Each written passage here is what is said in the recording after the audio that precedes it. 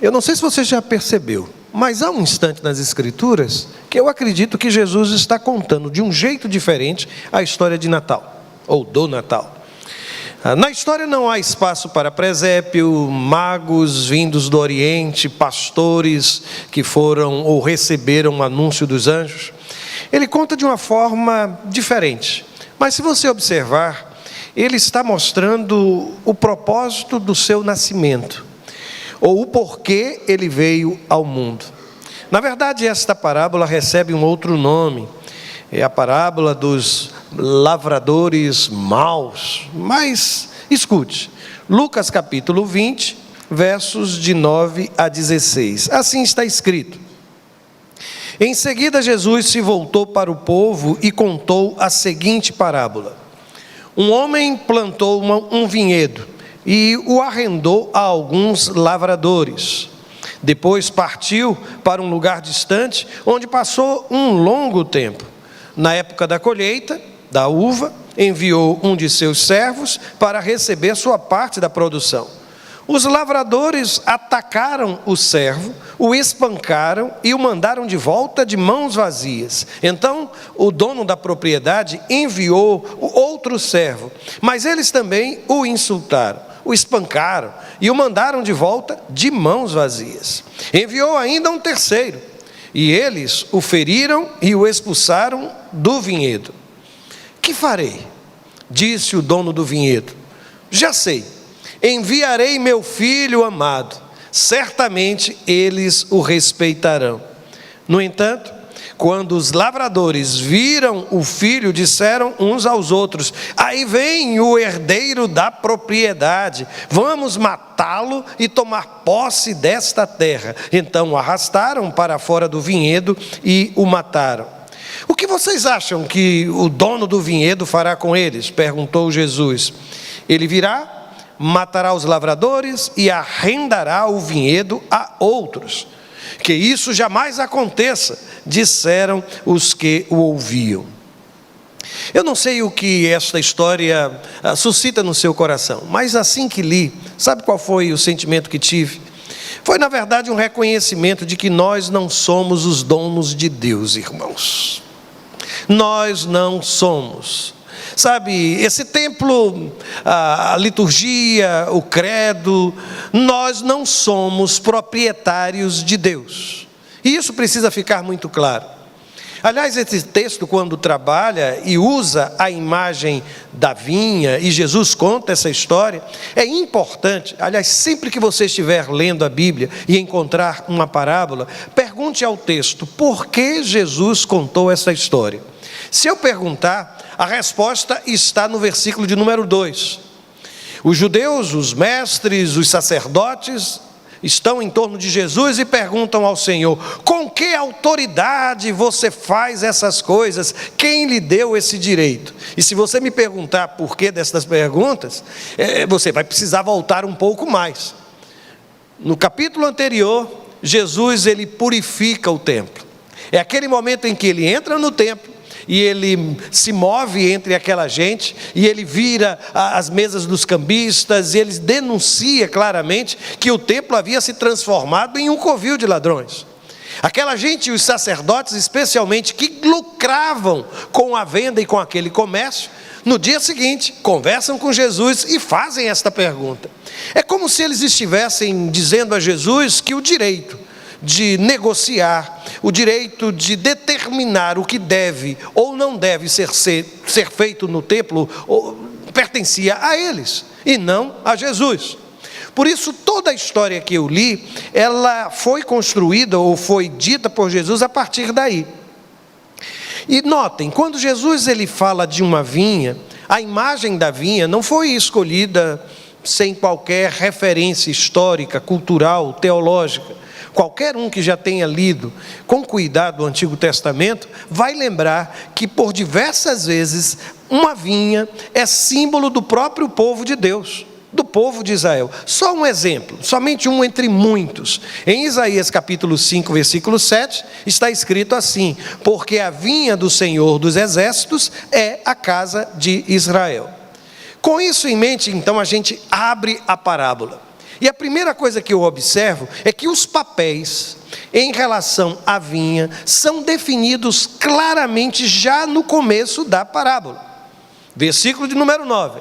Veja o que é que Jesus diz: um homem plantou um vinhedo e arrendou a alguns lavradores. Eu tenho aqui um proprietário, um dono da vinha, e eu tenho alguns que foram contratados como lavradores.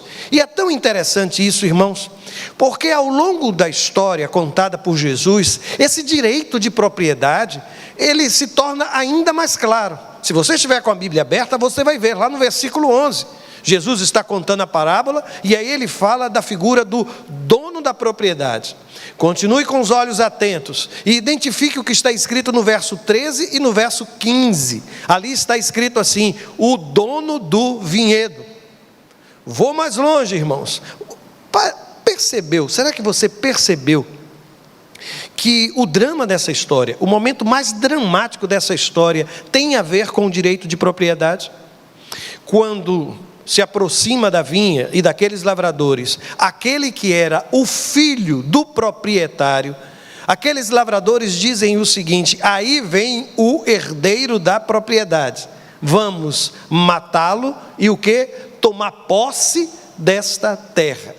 Parece que Jesus está discutindo claramente com aquela gente que se há uma grande tentação em um ambiente religioso, é o direito de posse, é o poder sobre aquilo que é o sagrado. O que o texto está discutindo é quem é o dono da vinha. E durante toda a história, Jesus está mostrando que aqueles que um dia foram convocados para trabalharem na vinha do Senhor, querem assumir aquela vinha como se fossem a sua propriedade. Por isso, meus irmãos, tudo quanto está aqui sendo escrito, dito pelo Senhor, tem a ver exatamente com o meu papel e o seu papel no reino. Esta igreja pertence ao Senhor. Sabe, irmãos, a palavra que nós recebemos, esta Bíblia Sagrada, não é propriedade exclusiva daqueles que fazem parte da Igreja Batista do Farol. Absolutamente. Eu sei que algumas mentes hoje são tão fechadas e restritas. No meu coração, um dia desses, eu acho que ainda vou pregar este sermão. Me veio um desejo, sabe aquela coisa que às vezes me arrebata, de falar sobre os antolhos da fé.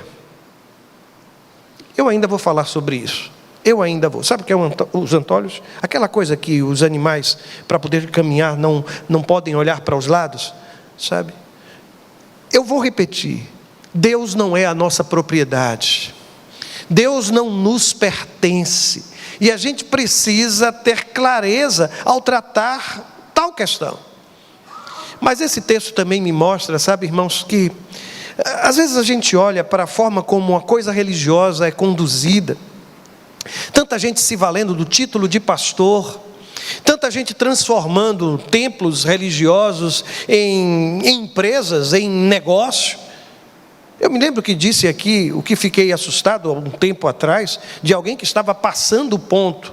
Na verdade era a igreja, e ele dizia a quantidade de membros, a quantidade do valor que era arrecadado mensalmente, e aquilo me trouxe um constrangimento tão grande, irmãos, tão grande, porque o reino tem sido reduzido, em algumas situações, a uma propriedade de uma massa religiosa.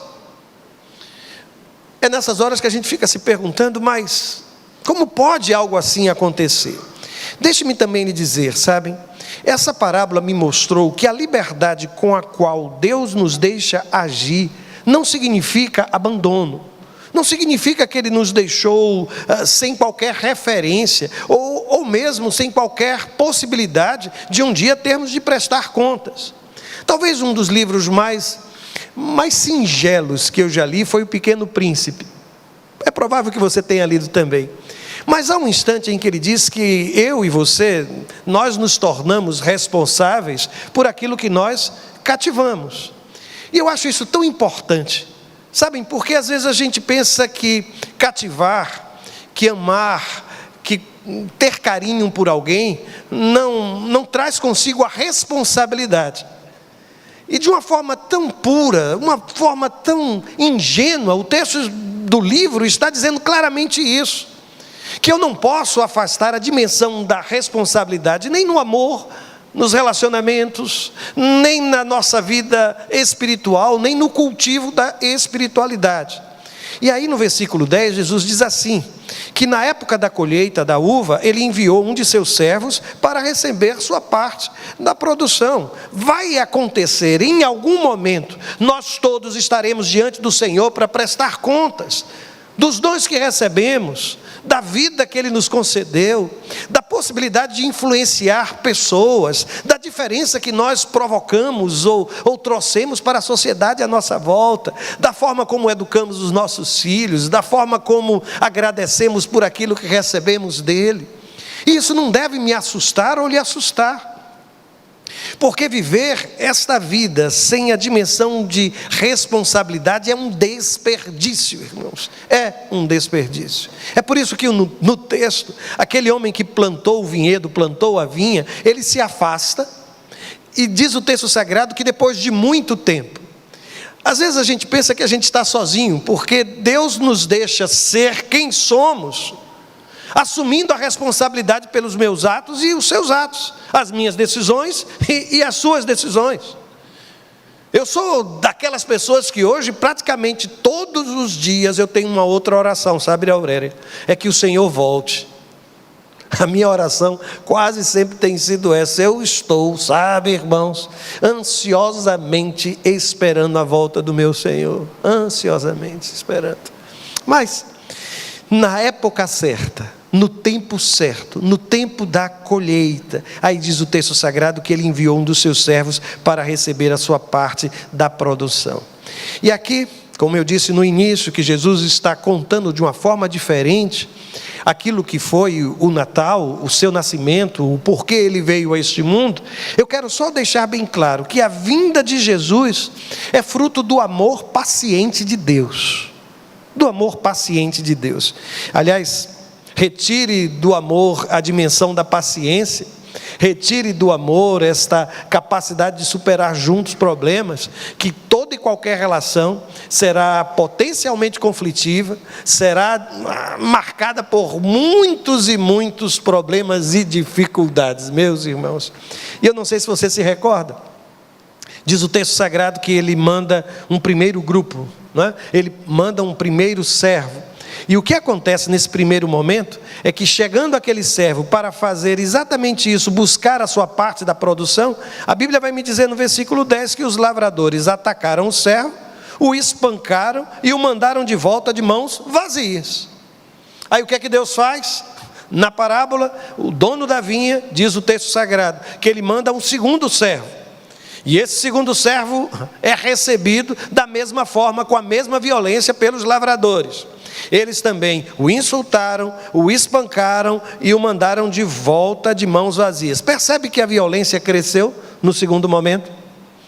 E então o dono da vinha manda um terceiro servo. E lá está o terceiro servo. E aí a Bíblia diz que eles o feriram e o expulsaram do vinhedo. Consegue observar que há um crescimento na violência? E olha, meus irmãos, eu me preocupo tanto quando religião dá as mãos à violência, ou quando a violência surge nos círculos religiosos, porque de todas as manifestações e tipos de violência que existem, a que me traz mais dificuldade é aquela que se manifesta em ambientes religiosos e que são sustentadas por discursos religiosos. E aqui estão, um a um, sendo rejeitados, e aqui estão, um a um, sendo alvo da violência daqueles lavradores. Sabe o que isso me recorda? O dia em que Jesus olhou para Jerusalém, e diz o texto sagrado que ele suspirou, dizendo assim: Jerusalém, Jerusalém, que matas os profetas e apedrejas os que te são enviados. Na tradição judaica, provavelmente Jeremias teria morrido assim, apedrejado. Há quem diga que Isaías teria sido morto, cortado no meio do seu corpo. A mesma coisa teria acontecido com os demais, que morreram de forma muito difícil. E Jesus também neste evangelho, ele vai dizer que aqueles fariseus, que aqueles sacerdotes, eles cuidavam dos túmulos dos profetas, ornamentavam os túmulos destes mesmos profetas, que um dia tinham sido apedrejados e mortos. Parece que o tempo passa e aquela gente não aprende. E agora que eu sou surpreendido, há um momento no texto que me surpreende. O texto diz assim no versículo 10: que farei? Disse o dono do vinhedo: já sei, enviarei meu filho amado, certamente eles o respeitarão. Vou lhe dizer uma coisa, eu fiquei pensando nesse texto e eu digo, não é possível. Como é que o dono do vinhedo, vendo que o primeiro servo foi morto, o segundo servo, o terceiro servo, que Isaías, que Jeremias, que tantos profetas foram perseguidos e mortos, como é que ele continua amando e dando àquela gente, àqueles lavradores, a oportunidade de restaurar as suas vidas? Aí algo hoje aconteceu lá em casa, que depois eu parei por um instante, eu disse, parece-me que Deus está me mostrando. Nesses 17 anos com o nosso filho, hoje nós vimos ele ficar mais desorganizado do que em todos os momentos. E foi preciso contê-lo, foi preciso ficar ao lado dele. A Cláudia estava sozinha com ele, pediu para que eu descesse, eu fiquei então com ele, ele conseguiu machucá-lo um pouco. Mas eu pedi, vai lá, vai cuidar de você. E eu fiquei com o Davi. Mas o curioso era que toda hora ela gritava para mim e perguntava, está tudo bem com ele? Cuidado com ele para não machucá-lo. E eu disse, está aí. Sabe, irmão, porque onde existe amor, a gente continua, não é? A gente continua amando, a gente continua buscando melhores caminhos, a gente continua insistindo, acreditando que pode ser diferente.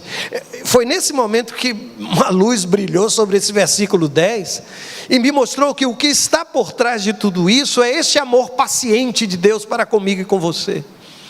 Que apesar de todas as minhas escolhas erradas, apesar do meu comportamento, apesar de ter sido responsável pelo primeiro, segundo, terceiro ato de violência nessa história, Deus continua dizendo que ainda acredita que eu possa ser diferente, que você pode ser diferente, ainda está lhe dando a oportunidade de você fazer uma revisão de sua vida. Eu fico impressionado porque ele diz, já sei, enviarei meu filho amado, meu filho amado. E então, para minha surpresa, para a sua surpresa, a história do Natal contada do jeito de Jesus, no quarto personagem que é enviado, que agora não é um servo, é o seu próprio filho, está escrito assim, o arrastaram para fora do vinhedo e o mataram. E por trás dessas palavras há sim uma palavra até messiânica, porque Jesus, ele foi morto fora da cidade. Que Deus é esse, irmãos? Você consegue entender esse amor? Você consegue entender essa misericórdia divina? E então o versículo 15 aparece.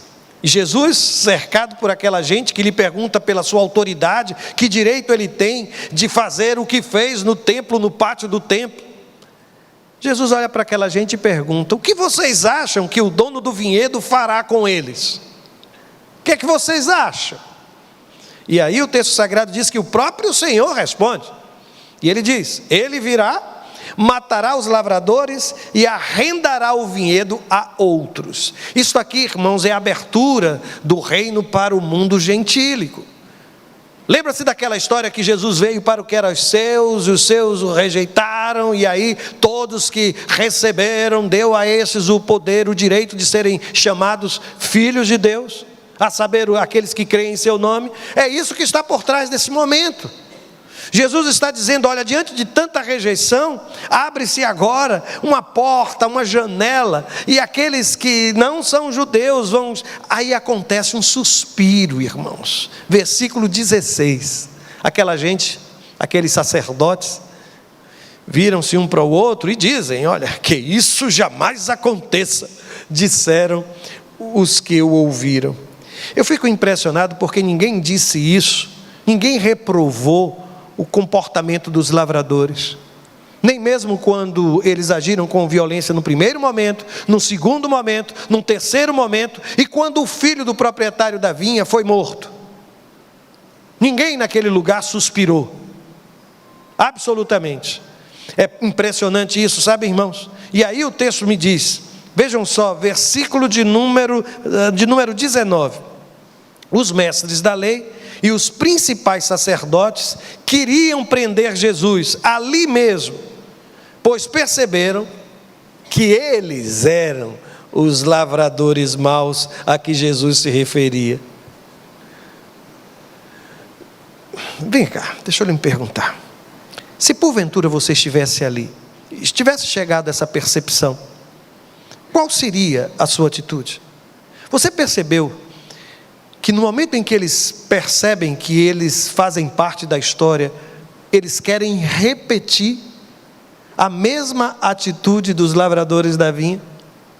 Eles respondem com violência a palavra proferida pelo Senhor. Eles não estão apenas entendendo ou compreendendo o que Jesus está dizendo, eles estão repetindo um padrão de comportamento. E eu tenho encontrado muita gente assim, sabe, irmãos? Que quando é confrontado, que quando Deus coloca uma palavra diante de você, que quando Deus lhe diz não é bem assim, que quando Deus lhe diz, a semelhança do que disse a Nicodemos, é necessário nascer de novo, ou quando Deus lhe diz, a semelhança do que disse ao jovem rico, você precisa vender tudo, você precisa se libertar desta prisão que são as suas riquezas, parece que nós reagimos da mesma maneira que os lavradores desta parábola contada por Jesus. E querem saber por que eles não fizeram isso? Versículo 19 continua dizendo o seguinte, que no entanto eles tinham medo da reação do povo. Isso foi isso.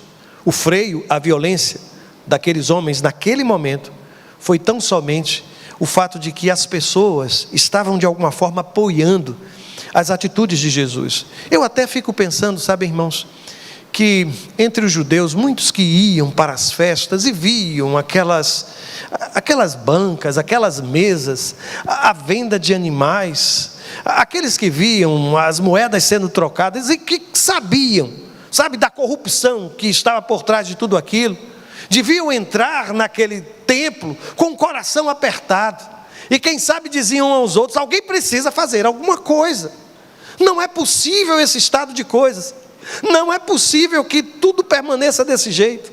Até que entra Jesus de Nazaré naquele tempo e faz o que fez. Eu imagino que Jesus, de alguma forma, fez aquilo que todos acreditavam que precisava ser feito,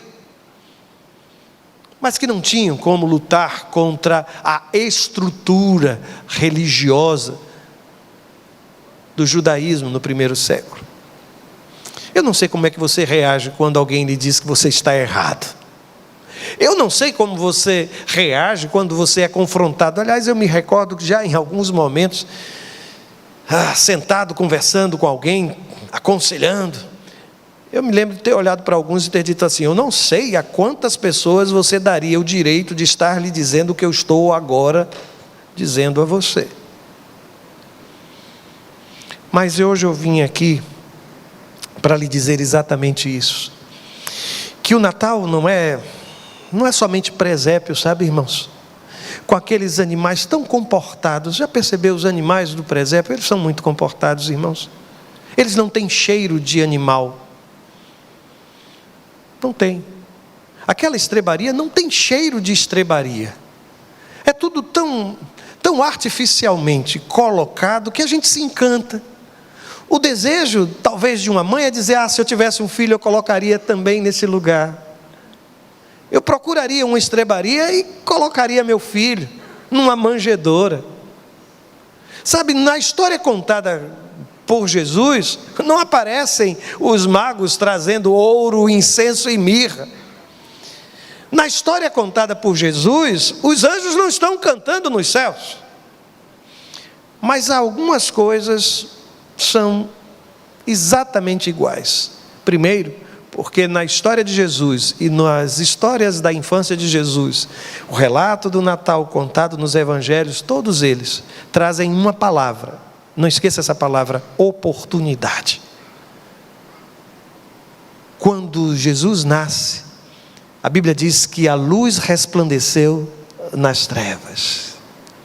Quando Jesus nasce, o texto sagrado diz: boas novas de grande alegria, que será para todo o povo. Sabe, a oportunidade de receber perdão, de restaurar vida. Mas a história contada por Jesus, a história do Natal contada por Jesus, também tem um elemento igual àquela história contada por Lucas, por Mateus. Você percebe claramente que há muito amor envolvido nas duas histórias. Há muito amor envolvido. Amor de um homem chamado José pela sua noiva Maria. Ele não a abandona, ele fica ali ao lado dela. O amor de Maria por Isabel, que foi a primeira pessoa que ela imaginou: vou procurar a Isabel e compartilhar o que está acontecendo comigo. O amor, irmãos, está impregnado na história do Natal. E na forma como Jesus conta, a gente percebe que esse amor é um amor profundo, intenso, transformador. Mas há uma terceira palavra que quero mencionar. Tanto no Natal dos presépios, quanto no Natal da vinha, também a palavra justiça não pode ser esquecida. Eu sei que às vezes a gente quer pensar no amor e afastar a justiça. A gente imagina que a justiça, onde há justiça, não haja amor. Mas eu quero lhe dizer que não é assim. Nós cremos num Deus que é justo, nós cremos num Deus que é amor. E o curioso é que aquele suspiro dos que estavam em torno de Jesus, dizendo assim: que isso jamais aconteça, eu tenho escutado tanto. É provável que você já tenha ouvido falar de gente que prega, inclusive em púlpitos, viu? Púlpitos que são aplaudidos por muitos, dizendo que essa história de justiça, que essa história de condenação, sabe, para essa gente não existe, que tudo vai terminar numa espécie de grande pizza eterna, e que não vai haver absolutamente nenhuma situação de condenação para o pecado. Eu quero dizer que não é esse o Natal que Jesus nos ensina. E sabem, quando a gente se debruça sobre esta mesa, onde estão os símbolos do seu corpo e do seu sangue, nós percebemos que aquela história do presépio, ela caminha nessa direção. Ela caminha na direção da cruz. Uma cruz que está vazia, porque o nosso Senhor está vivo. Nós cremos num Deus vivo, que ressuscitou ao terceiro dia. Por isso, não permita que essa imagem, às vezes romântica do Natal, roube de você a possibilidade de perceber que o Natal é o momento em que Deus se torna homem e vem para morrer por cada um de nós pecadores, irmãos. E eu quero desafiar você a se colocar diante do Senhor nesse momento e dizer ao Senhor: olha, Senhor, purifica a minha vida, restaura o meu coração, dá-me orientação, sabedoria. Eu quero te pedir perdão pelos meus pecados. Eu quero viver uma vida de consagração ao Senhor. Eu reconheço, Pai, que o Teu Filho veio a este mundo, o Teu Filho amado, para nos trazer salvação.